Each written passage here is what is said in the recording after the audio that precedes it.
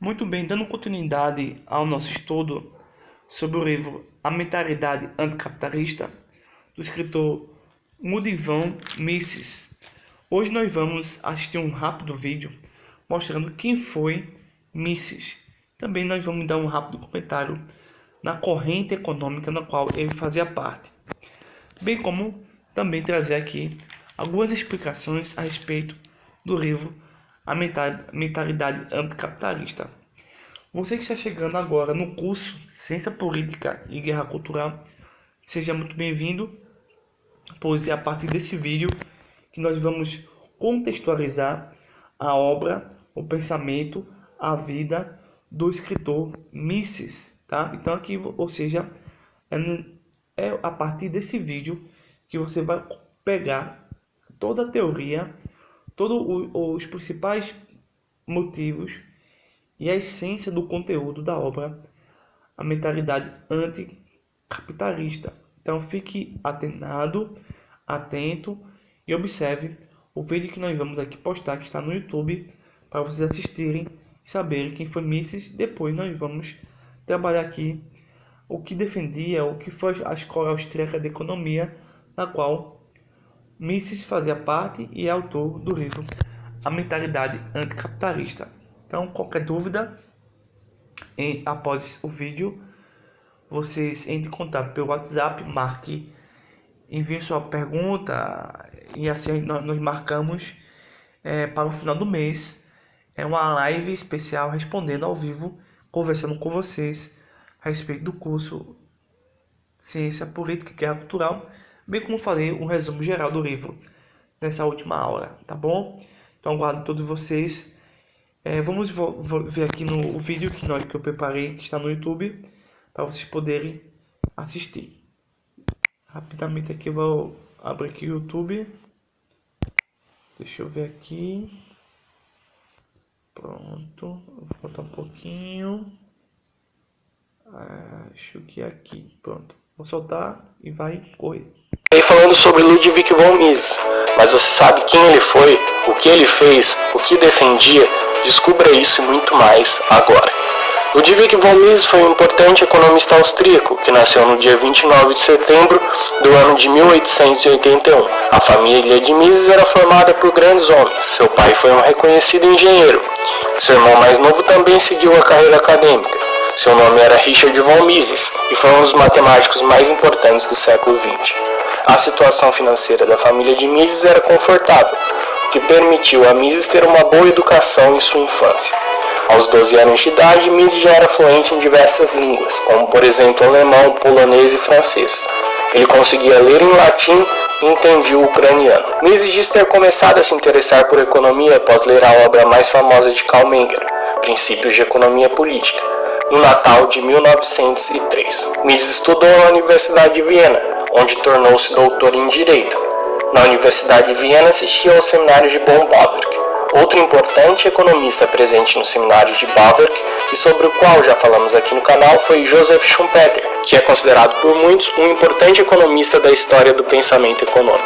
No ano de 1906, Mises começou sua atividade docente ensinando economia na Escola Feminina de Estudos Comerciais de Viena.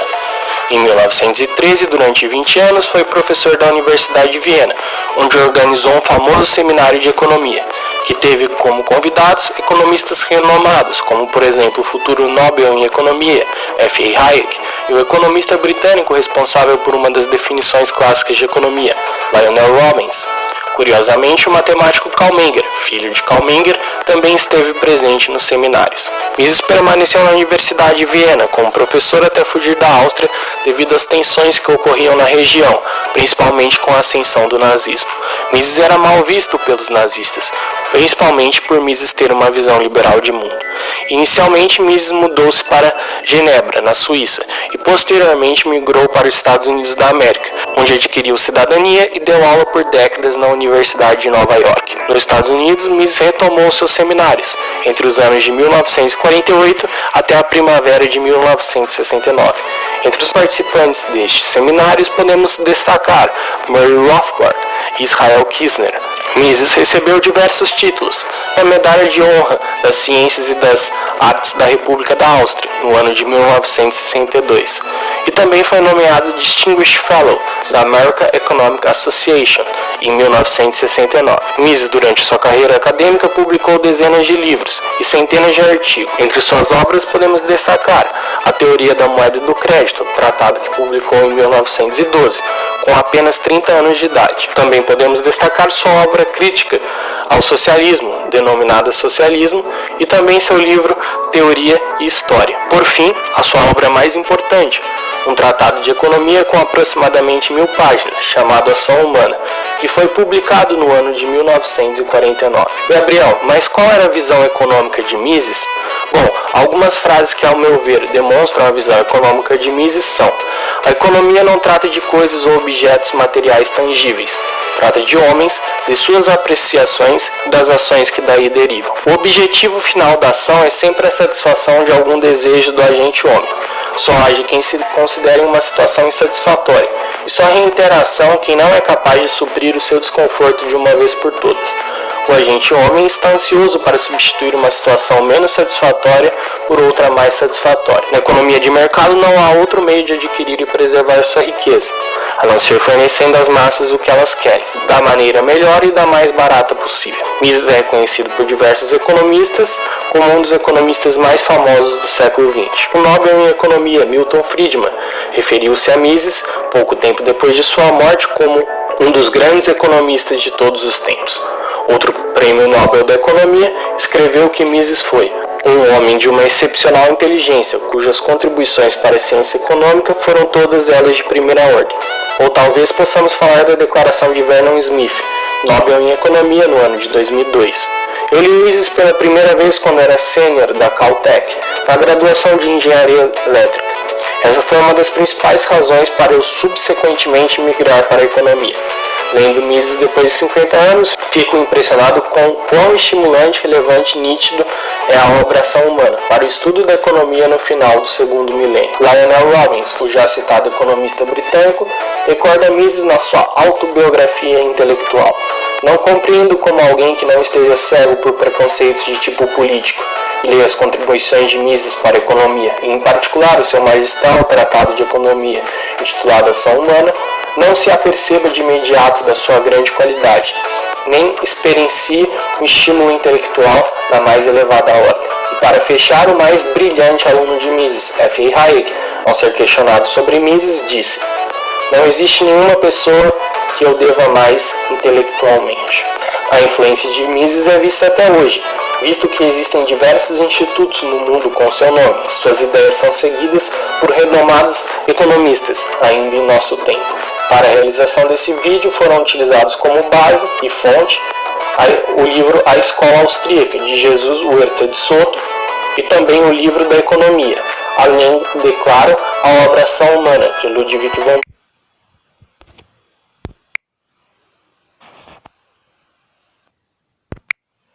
Pronto, nós acabamos de assistir o vídeo falando sobre quem foi Ludwig von Mises e sua trajetória em relação aos seus estudos voltados para a economia.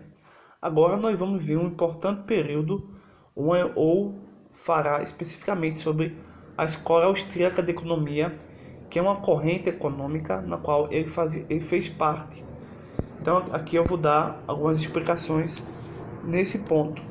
Pois bem, a Escola Austríaca de Economia, é preciso entender anteriormente que é com Adam Smith, considerado pai da economia, e com David Ricardo, que a economia se torna uma ciência autônoma com objetivos de pesquisa e uma metodologia própria, criando assim uma convenção denominada economia clássica. Então, a Escola Austríaca de Economia é considerado economia clássica.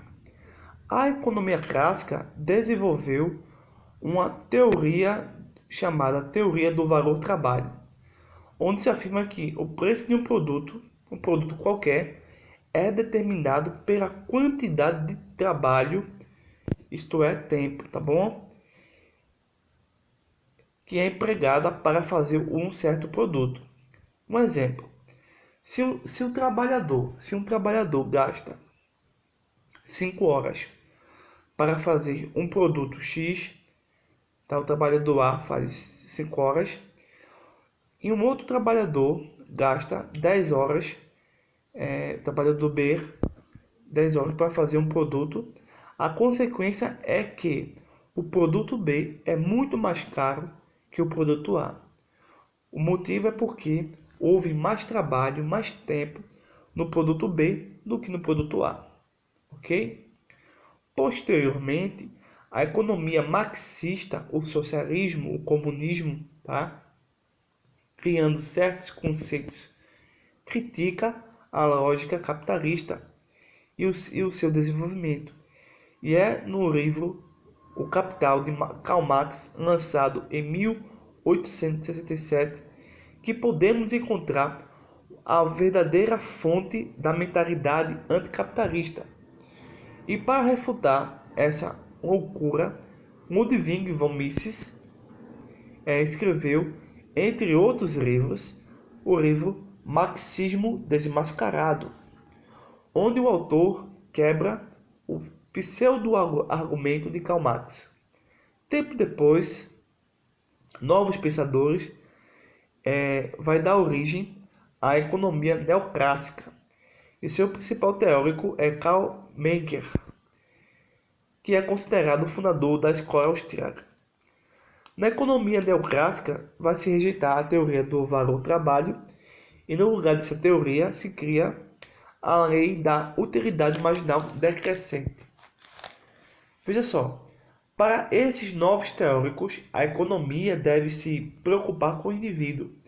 Eles dizem o seguinte: agora que a economia não é uma ciência exata, pois os indivíduos, as pessoas, agem numa regularidade e são mutáveis, ou seja, existem diversas épocas, diversos contextos que entre si são diferentes. Por fim, a escola austríaca termina dizendo que a intervenção governamental, a intervenção de qualquer governo na formação de preços é algo abominável no livre mercado. Ou seja, se um governo X interfere diretamente nos preços dos produtos, a sociedade está caminhando para a mentalidade anticapitalista.